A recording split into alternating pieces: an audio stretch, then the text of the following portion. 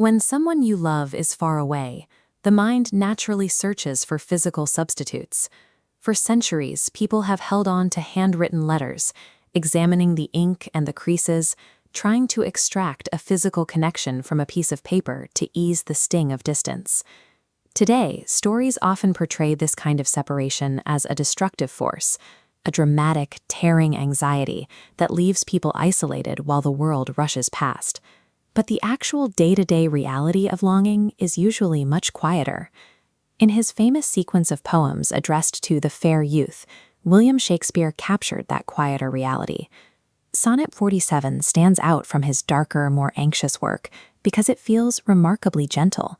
Shakespeare constructs an emotional survival system for navigating the specific pressures of long-distance separation. The poem outlines a psychological strategy where the mind maintains a sense of presence through a specialized cooperation between internal senses. The logistical problem Shakespeare sets up is simple.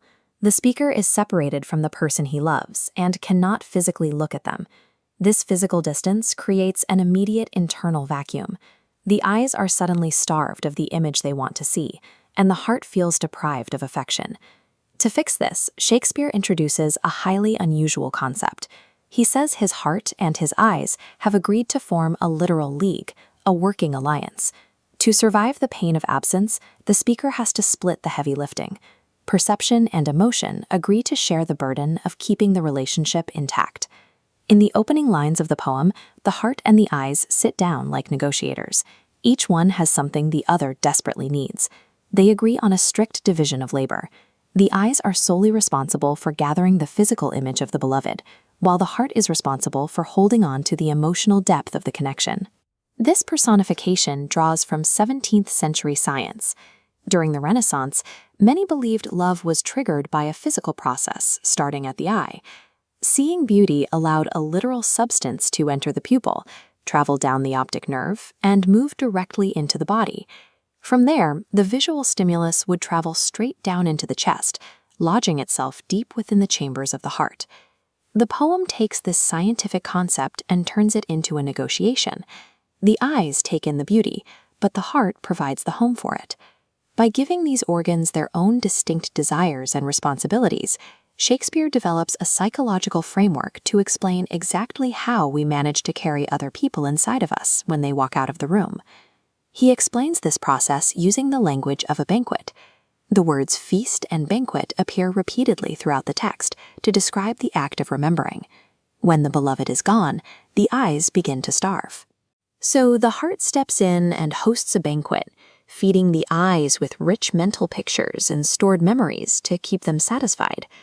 Later, when the person finally returns, the eyes repay the debt. They take in the actual physical sight of the beloved and send all that immediate joy right back down to the heart. As we can see in this cycle, the exchange creates a perfectly balanced closed-loop system. When one organ runs empty, the other provides the necessary input, preventing the speaker from ever reaching a state of total emotional starvation. This metaphor of eating and drinking reveals exactly how Shakespeare viewed human affection. It is an essential nutrient, requiring regular intake just to keep the soul alive. Through this internal cooperation, physical distance ceases to be an uncrossable gap. The memory works as a bridge, keeping the beloved fully intact within the speaker's mind. By the time we reach the final 2 lines of the sonnet, the speaker reaches a firm conclusion. Whether the beloved is physically standing in front of him or entirely contained within a memory, the relationship survives. In many of Shakespeare's other poems, separation brings heavy anxiety, jealousy, and a fear of fading away. Here, the tone remains warm and comforting because the speaker has figured out how to endure the distance. He makes an extraordinary claim. The inner world of the imagination can become entirely sufficient. The mind's ability to recall a face or a feeling is strong enough to rival physical reality itself. The biological alliance he set up actually works. It proves that human consciousness can continuously generate the feeling of presence, even when surrounded by a vacuum of absence. We still rely on this exact same mechanism today. When you look at old photographs, replay a voicemail, or construct an imaginary conversation, you are activating that same league between your heart and your eyes. The poem's genius is its precise psychological realism. It maps the mental gymnastics we all perform to carry the people we care about. Love, in this view, operates as a highly creative force. It alters our perception of the world, allowing someone who is hundreds of miles away to feel like they are right there in the room. 4 centuries later, Sonnet 47 still functions as a mirror. It reflects the human capacity to build an entire world out of memory and to stay deeply connected across any physical divide.